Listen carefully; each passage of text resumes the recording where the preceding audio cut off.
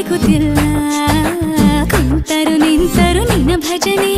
ಬೇರೆ ಕೆಲಸನೇ ಇಲ್ಲ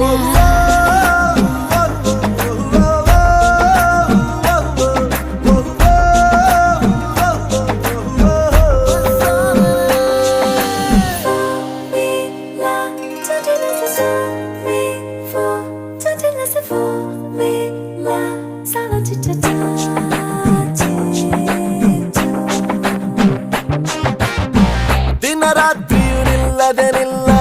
ನಿನ್ನ ಜಾತ್ರೆಯು ಸಾಗಿದೆ ಇದಕ್ಕೊಂದು ಪರಿಹಾರ